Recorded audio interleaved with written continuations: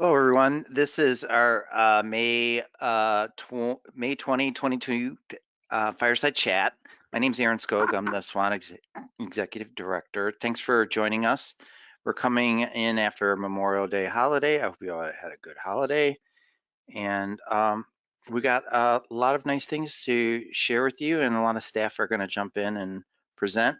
Feel free to ask questions in the Q&A window, or if you want, you can unmute yourself and ask the questions during the meeting. So here's the agenda. We're going to go over just the fact that we have the Swan Expo open and just give you an update on what that's about. And that date is August 19th. And this is going to also, today we want to have a review of some notice updates. We did have a situation with our text messaging notices, and kind of want to just sort of explain what had happened there, and then maybe we can touch on some ideas that we have for the future. We also want to just get word out there on some hardware recommendations, because I think there's some interest in some printer information, but also there's other software used in our libraries that we can help you with. And of course, Aspen is now live. We want to keep everyone up to date on anything good about Aspen, so we can pass on tips for you whenever we can. So our e-resources updates coming up, in terms of, we've got our database selections for EBSCO, and we want to talk to you about the Comics Plus opportunity for all of our member libraries.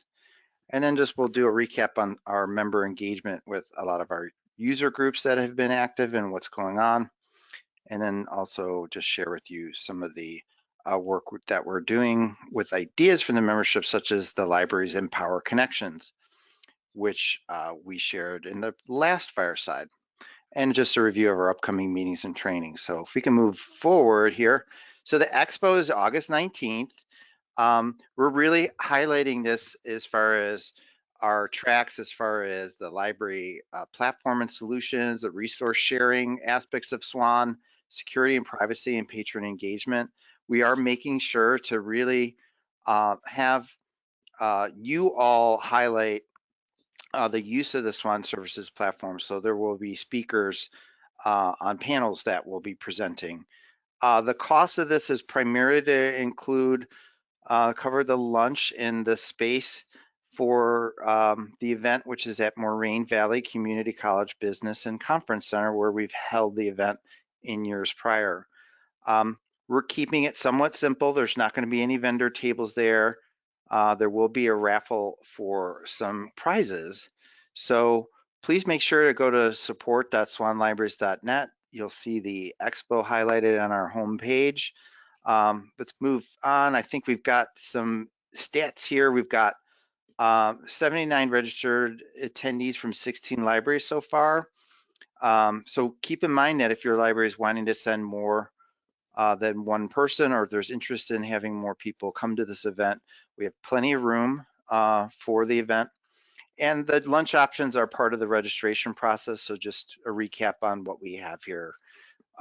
If you're interested in any of these options, we've listed them here for you: turkey, grilled veggie, Santa Fe salad, Greek salad.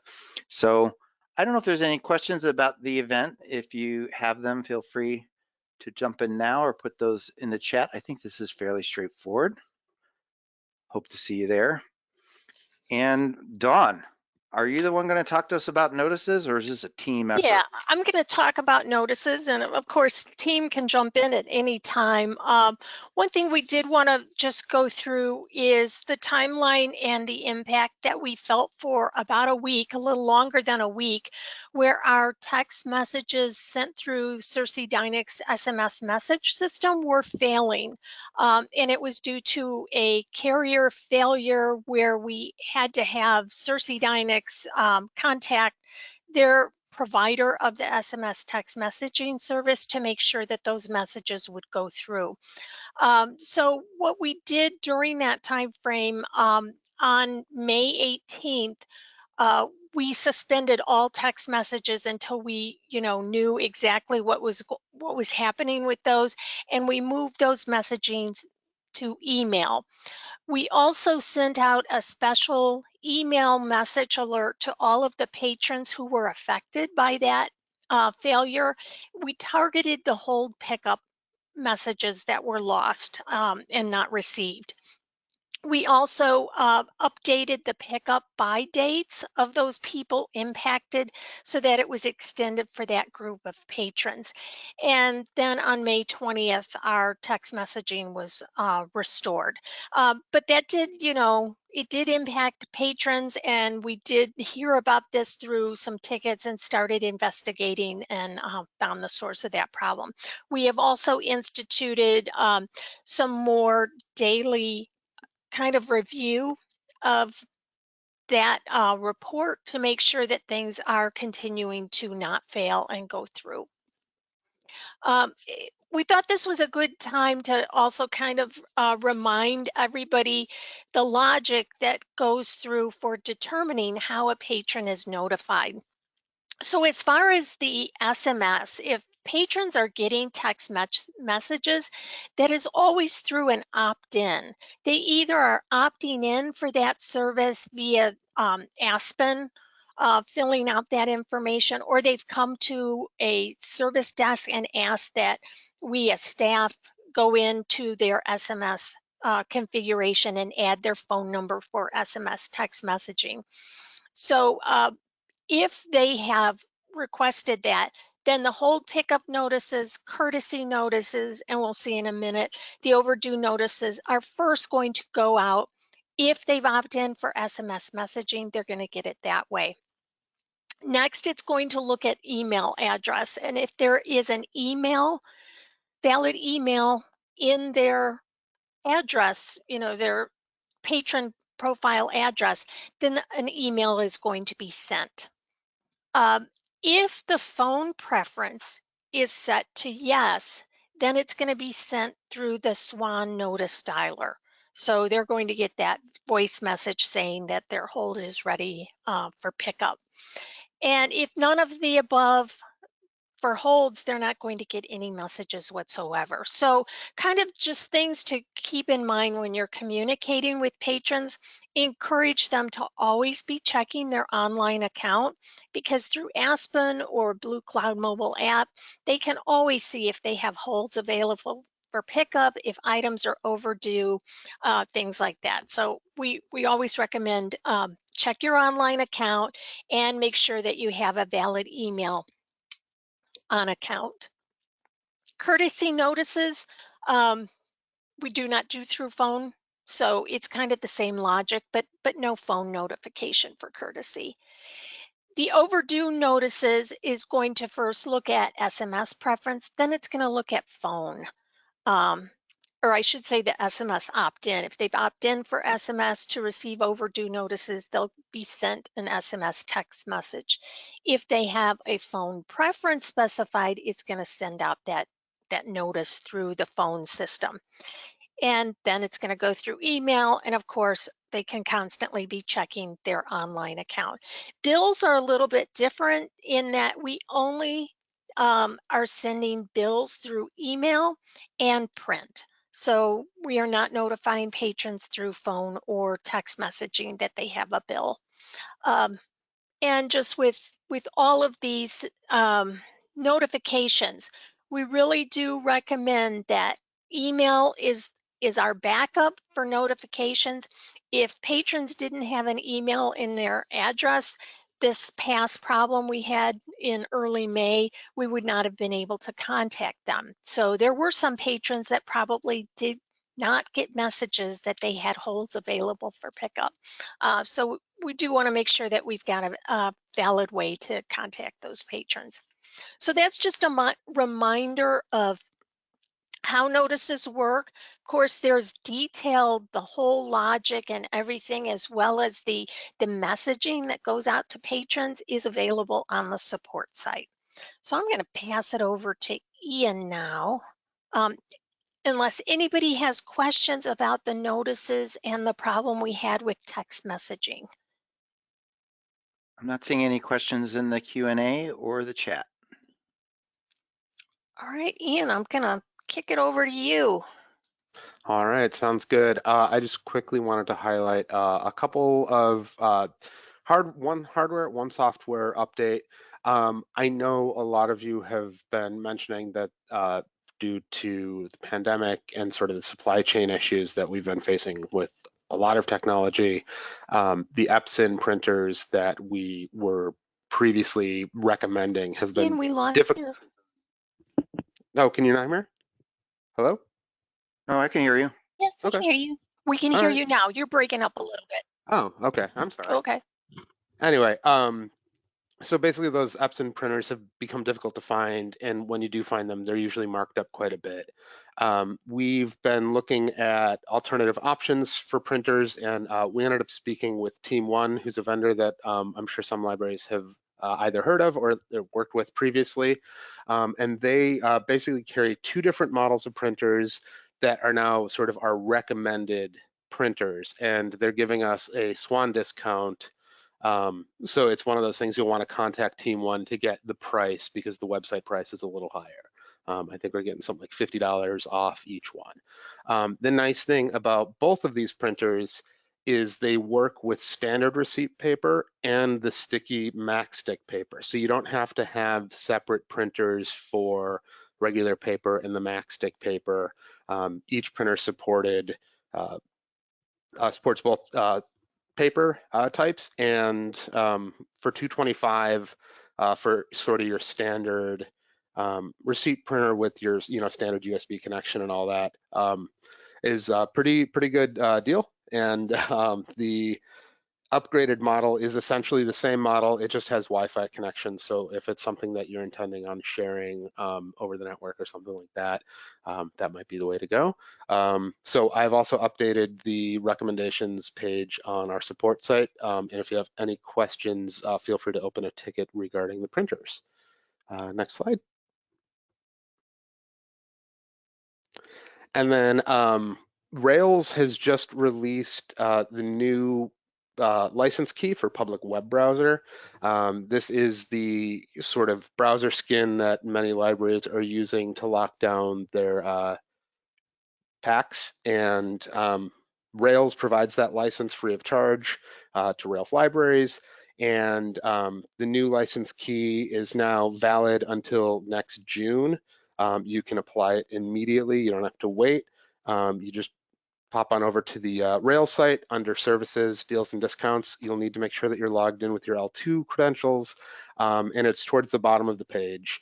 The nice thing that I'd like to point out is public web browser used to expire in the week between Christmas and New Year's, which is always a terrible time for libraries to get new software licensed. So now it'll be in late spring, and it should be a lot easier to get those updated without dealing with a holiday. So again, hop over to the Rails site. If you use public web browser, there's a PDF with the new license key. You can update it immediately, and you'll be good to go until next June. And I think that's all I have. Thanks, Ian. Sure thing. Uh, One of the things we want to start highlighting a little bit more is our support ticket overview, and we're we're doing a little bit more analysis on what kind of tickets are coming in, how we're staffed to handle those tickets, and if there are areas of additional training, documentation, or support that we can be providing. We want to try and identify those areas. So for the last board report, we did include a little bit more of an explanation of what's happening within our ticket system. And one of the interesting points that we found out is in the past, since 2015 when we migrated, you'll see all of those major peaks that have occurred, and they're all around major initiatives. So we saw that obviously our biggest one was April 2015 when we migrated to Circe Dynix Symphony. Our second biggest was the May 2018 migration of the new 19 libraries. Our third biggest was closures due to COVID in the May 2019, or I guess that was March 2020. And then a really big peak that we had was March 2022 with our movement to Aspen. So we turned everybody over. The last cohort kind of went live on Aspen, and we did see a big increase in that. Uh, I can say that that increase did not feel as dramatic to me as those other ones did. So I think the staff did a remarkable job of handling those tickets and getting any issues or questions resolved quickly. And we do see that over time, we are seeing a constant raising of the bar in the number of tickets that we are responding to. So we're trying to look at ways, how do we make our ticketing system more efficient so that we're not spending as much staff time on handling of tickets. And here we see that in April 2022, just a recap, you get a sense of where these tickets are coming into, and over half of our tickets are fielded by our bibliographic services team. So there is a lot of care and feeding and constant management of our shared catalog. And I think that's important to note because sometimes that isn't as visible as problems because it's just constant kind of manicuring of our most critical asset, the catalog. We do see that with Aspen, uh, we've got about a split of the tickets being handled by our UX team and our bibliographic services team. So those kind of that project is impacting our bib services team as well. We'll be doing some additional analysis of these tickets and areas that we can improve on, and just one area that I know has affected pretty much all of us is just during the last couple of years we've all seen staff turnover, and that process of adding new staff and removing staff and the permissions that they have to all of the SWAN services. We get a lot of tickets every month with that procedure, and we want to kind of make that a more streamlined and consistent process for all of our members. So that is one area we'll be targeting soon to look at.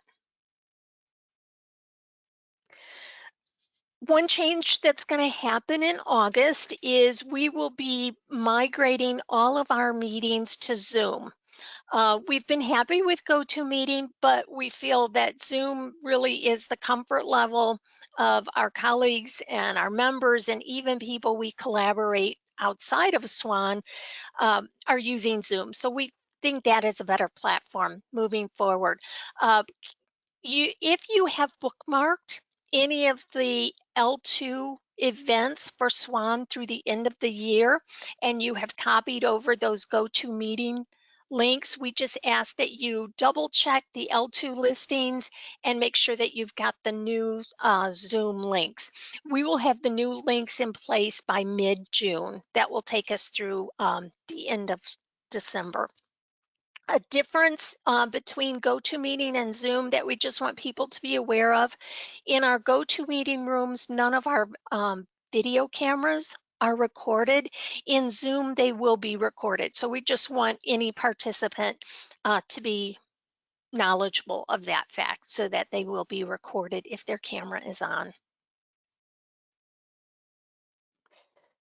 And one little housekeeping slide, which was introduced the last time we met, was the unusable RBILL checkouts. Last month we had over 500, and Helen put together this damaged and unusable items report that you can run, and we are, as of 5/26, down to 438 of those items. So we just ask libraries to continue to be diligent, review those unusable RBILL checkouts, and take care of that material as soon as possible.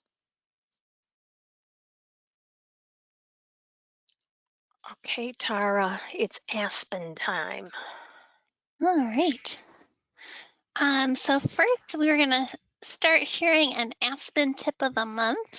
So periodically we get tickets about how to find ISBNs or kind of having those handy in the search results. So something I wanted to point out, if you're looking for an ISBN, You might search and you're like, oh, I'm going to look for Pride and Prejudice. Where's the ISBN? And Enterprise, that was like right under the title. Well, for Pride and Prejudice in particular, there's over 100 ISBNs attached to this grouped record. Since we are dealing with grouped records, we have a lot of individual records attached under there, and each of those can each have multiple ISBNs. So the way to get to those is to just, it's just a couple extra clicks. You'll click on Show Editions and pick one of the publication dates, and then you can copy the ISBN on any individual record. So we just wanted to share that tip for any of y'all that might be looking for ISBNs. And just to know, if you're searching for ISBNs, then those will bring up the grouped record as well. So you can definitely search for ISBN. And we also had some questions come up in the forums about the Aspen hold notes. You will see these in workflows. They will say simply Aspen, which means a patron placed a hold through Aspen. Or if they say Aspen Masquerade, then that means a staff person placed a hold for a patron in Aspen through Masquerade mode. I have shared a path here to the Blue Cloud Analytics dossier that shows your library's usage, which can be really interesting to track, how much your library is using Masquerade mode. It can also help you track holds placed in, say, your main location versus a drive-through or a locker or branches. So take a look at that if you have a chance. We also cover that in our most recent training on Aspen, the Aspen dashboard and statistics available. But yeah, we can see there's some libraries that are using Masquerade mode a lot and some that aren't using it quite as much. And if you're not yet, we definitely recommend that you do that because it is super handy.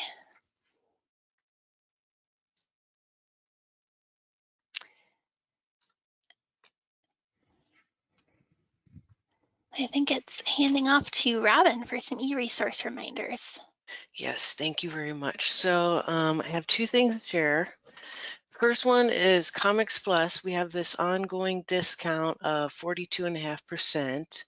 And on the Swan discounts page, you can find the price for your library. You have up until June 15th to sign up, and we will handle all the billing and the authentication. You'll just need to fill out an onboarding form for sales.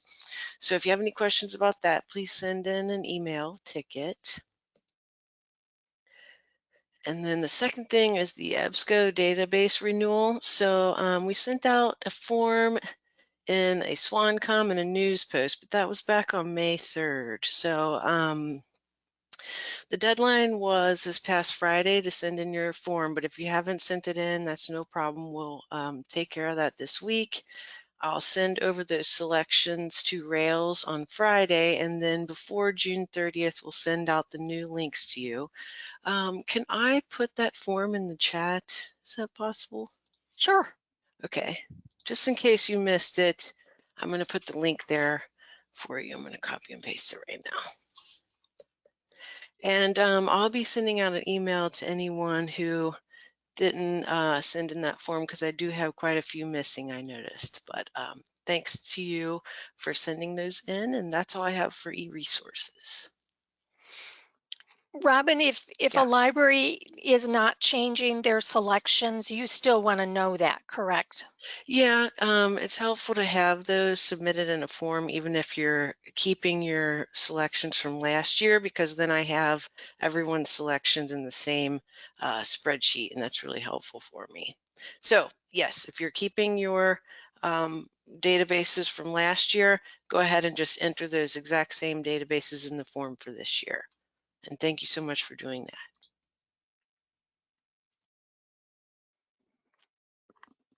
All right, let's talk a little member engagement. So Scott and Tara, you want to talk about the last user group meetings that occurred?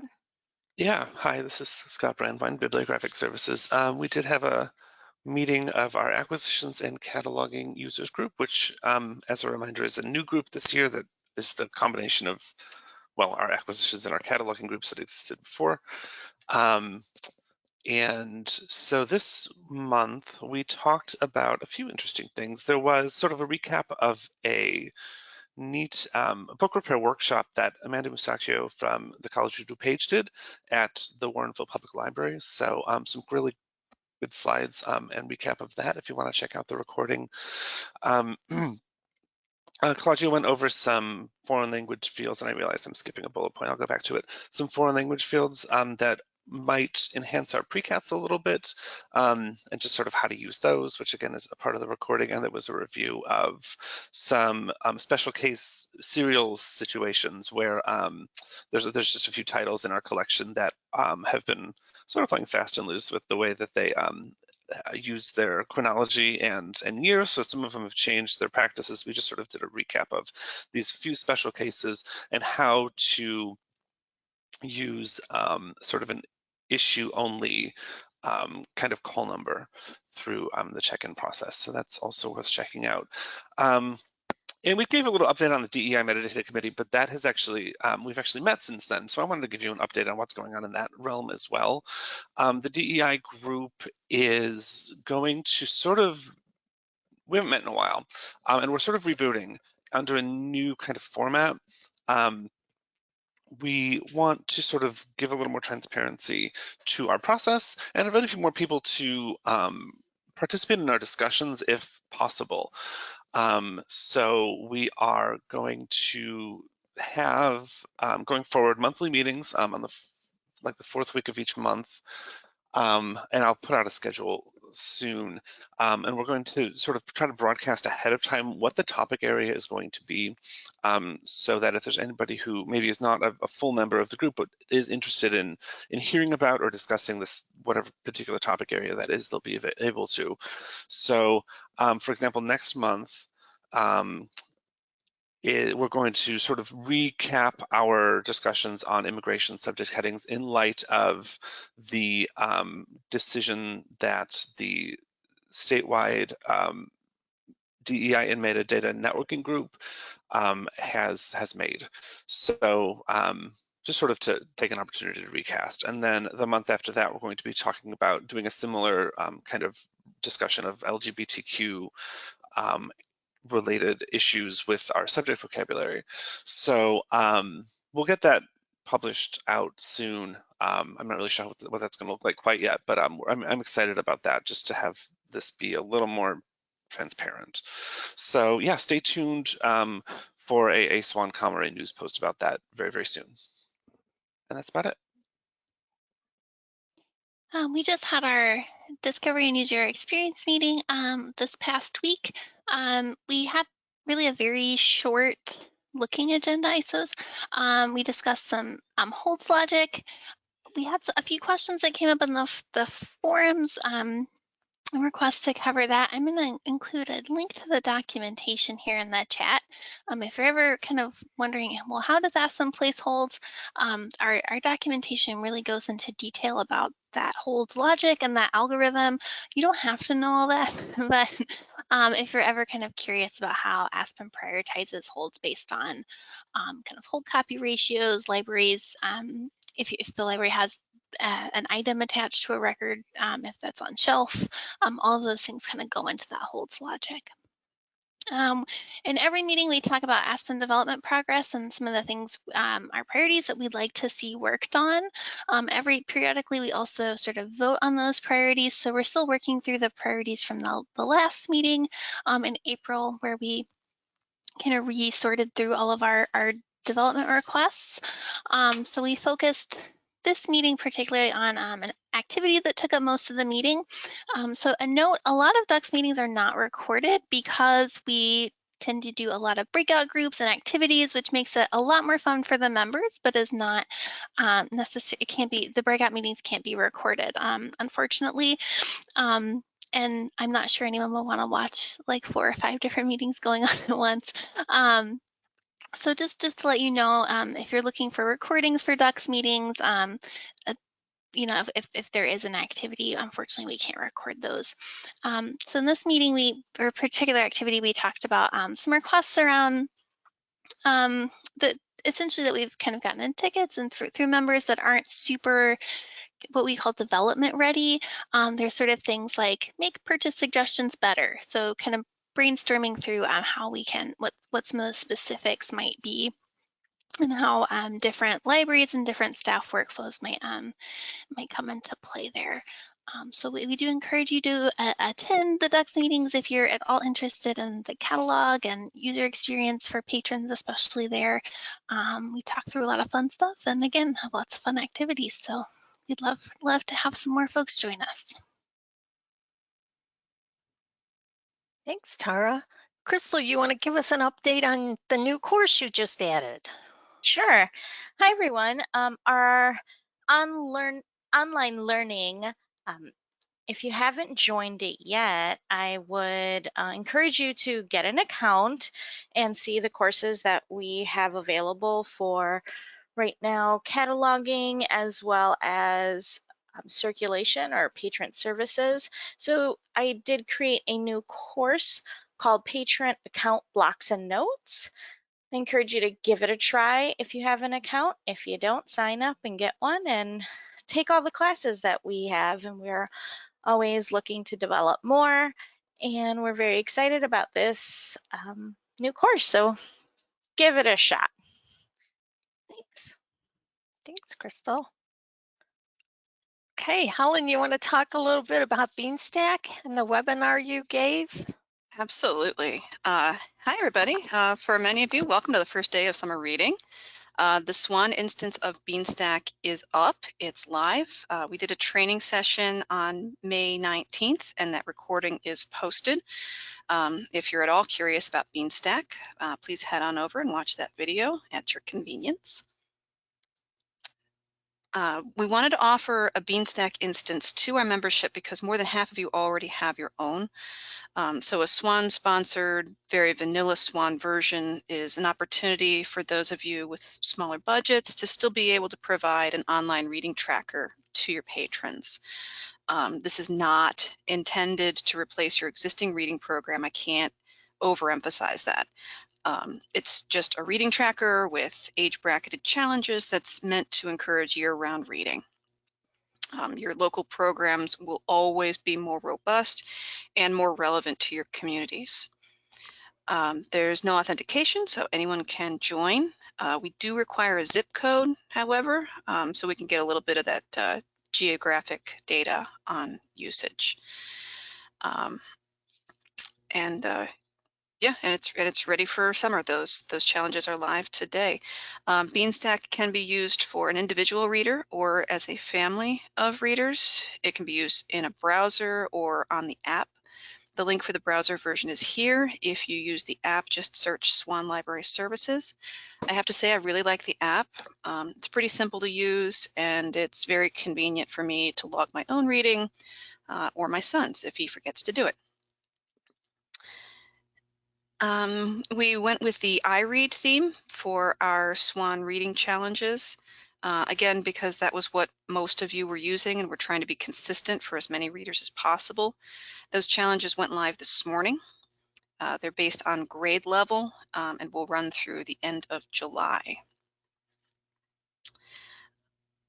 If you are interested, please sign up as a reader, join the challenges.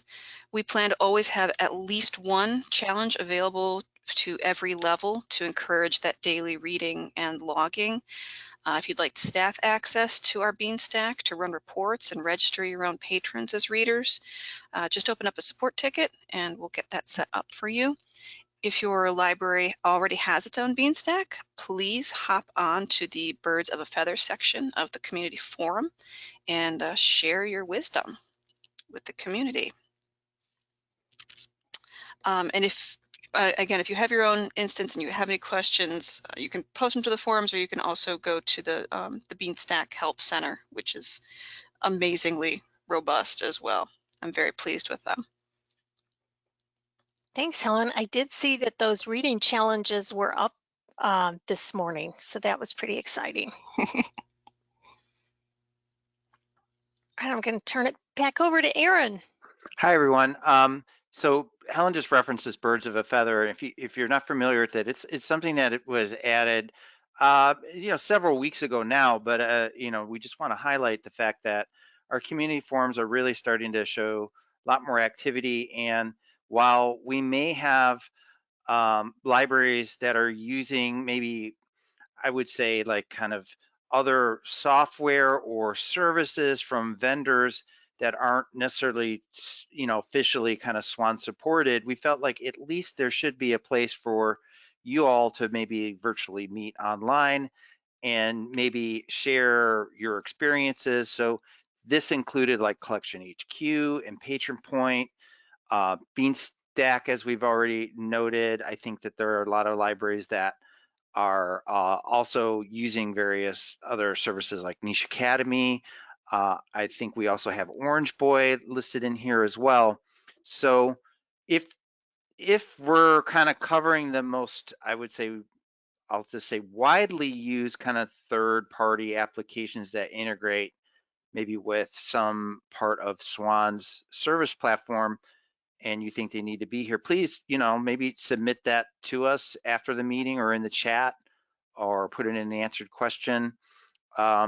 Certainly, we've also gone out of our way to like maybe have the Collection HQ group meet recently and gave them the opportunity, just with Swans as sort of facilitating, just to share amongst each other what they wanted to share and answer each other's questions, but then sort of hand it off to them that they can use the Swan forums online to continue to share and have discussion. So I'm just curious if there's anything else that you all would want to maybe let us know. You can unmute. Dawn, was there anything here also that I didn't highlight? I think, like I said, the forums is definitely a place where, oh, good, thank you. I was just gonna say, if you haven't signed up for it, definitely approach us about getting an account set up. You can just do that through that support link, which is support.swanlibraries.net/members/forums. And again, if you log in, you can do a lot more to like make your profile more kind of user friendly through submitting maybe a photo or an avatar. We outline some steps on how to do that also on that support page. So again, just it's helpful to see what people are talking about or sharing, and there are times where maybe things that are shared in that section that I will go out of my way to maybe highlight in some of the communications or events like we have, such as our monthly fireside, if there's something of interest there for you.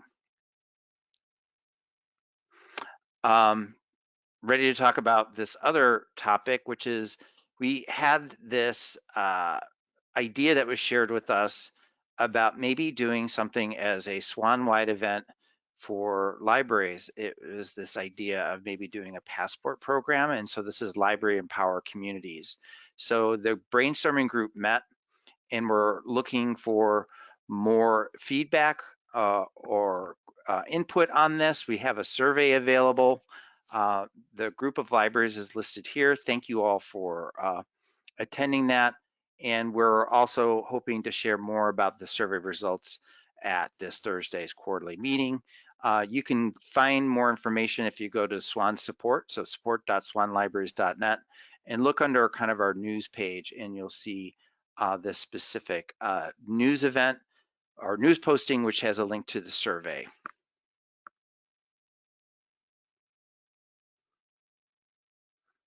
All right, should I just talk about these other upcoming meetings? I think we've got, we're right near the end here. So we do have the quarterly meeting this Thursday that will be in person, but it will have a live streaming component.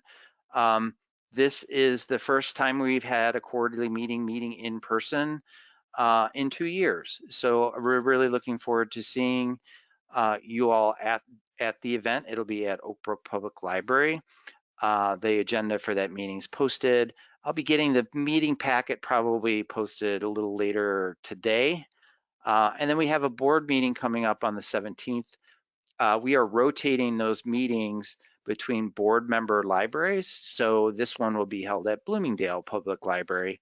And that was where we held the one in May as well.